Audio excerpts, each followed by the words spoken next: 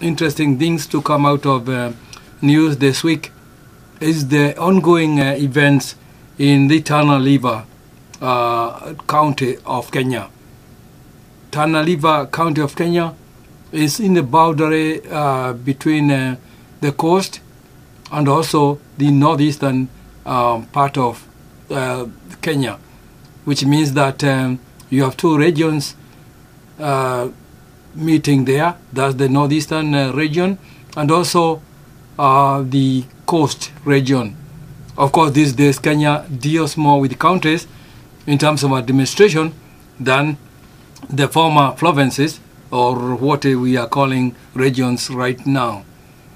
And in Tana River, which borders Garissa, Garissa is in the northeastern part of Kenya, you have communities that are pastoral.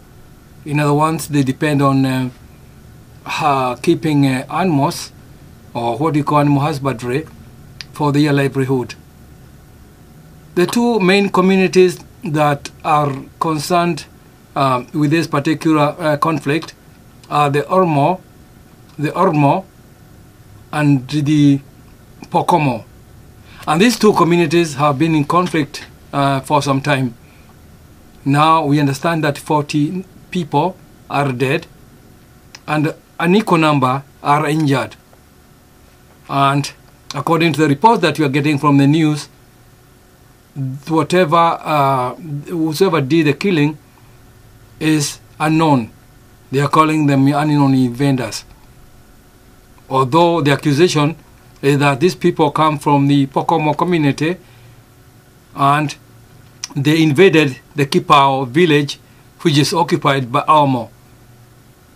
And I think it's very difficult for us to keep accepting this kind of conflict, not only in Kenya, but in any part of Africa, because we cannot give politics or political campaigning as an excuse of killings.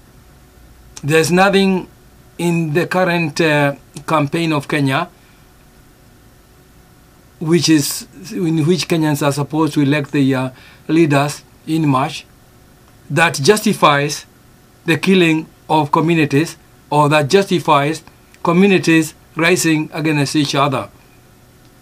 Or it's not supposed to be a pretext on what pretext on which the so-called tribalism probably comes to the fore.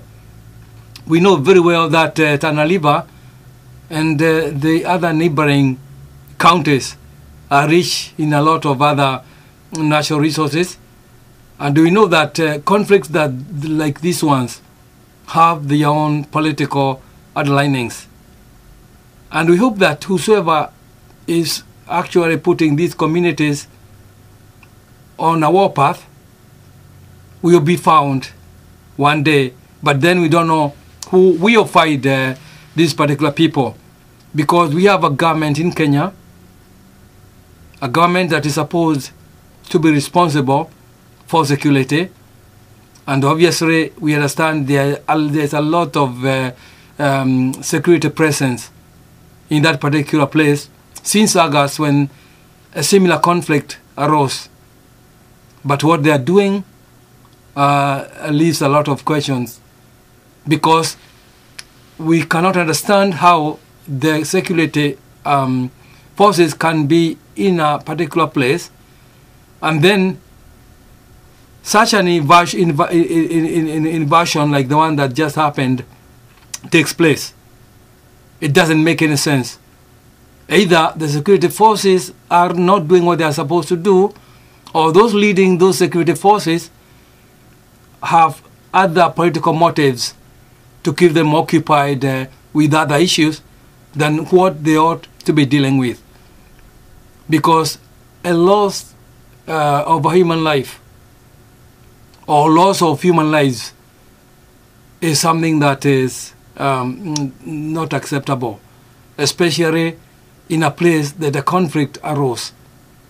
We have similar conflicts in places like Baragoi, in the northern part of Kenya, And we hope that these kind of conflicts are not just going to happen, and then the only answer we get is that they are happening because Kenya is having an election, or Kenya is having is in the process of change, and there are political campaigning going on, and that's why people are fighting, because that explains nothing. It is all nonsense to give excuses for something that the government ought to be able to deal with. Conflicts that involve communities is not something new to Kenya.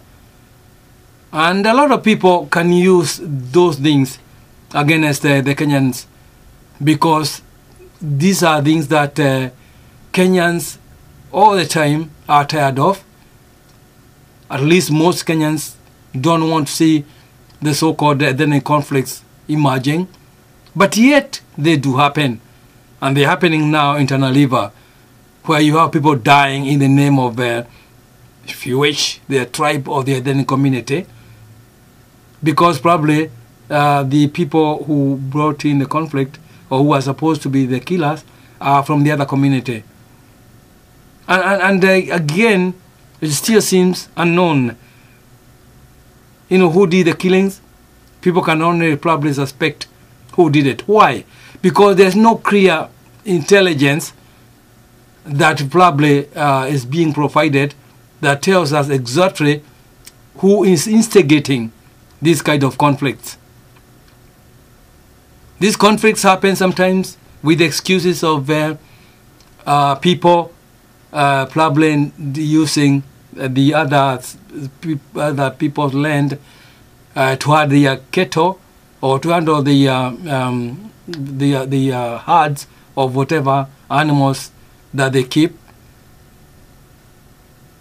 or probably because Pokomo are more or less agricultural, probably saying that the community that keeps animals is most likely invading their plants, and therefore it becomes somehow like a land issue, or land use issue, how land is being used, and the rights of communities to own certain areas or certain land.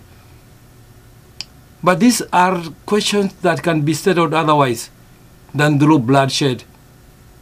We have a Ministry of Land in Kenya, a ministry that is supposed to demarcate and tell us exactly where the boundaries are. Although land in Kenya does not necessarily these days belong to communities, it seems to belong to individuals, since we accepted the Western way of interpreting law and interpreting land use. And therefore, we do have a lot of issues underlying these conflicts that can be solved. But one thing we want the conflict in Tana to come to an end. And we hope that the government of Kenya is listening. And one of the things that worries most of us is that we keep asking politicians to settle some of these issues, because some of them, or most of them, are political. But then you look at the Kenyan politicians, sometimes you wonder whether they are willing to solve problems, because they themselves are a part of those problems. Right now, the current president is being sent away with a big package of money that takes care of his life and takes care of the years that he has served in the country. And the same happens to the politicians, the outgoing politicians. They have their pecs. And if we think that they are going to actually settle issues, then somehow we seem to be mistaken. We need a new crop of leaders in Kenya. New does not necessarily mean young, although young would probably be more preferable, so that some of these conflicts can be put to an end. We do not need them. We do not need people to kill each other in Kenya, in Tana County. Because these people for years, they've been neighbors, they've intermarried. We don't understand why in this particular time in history, they should be fighting.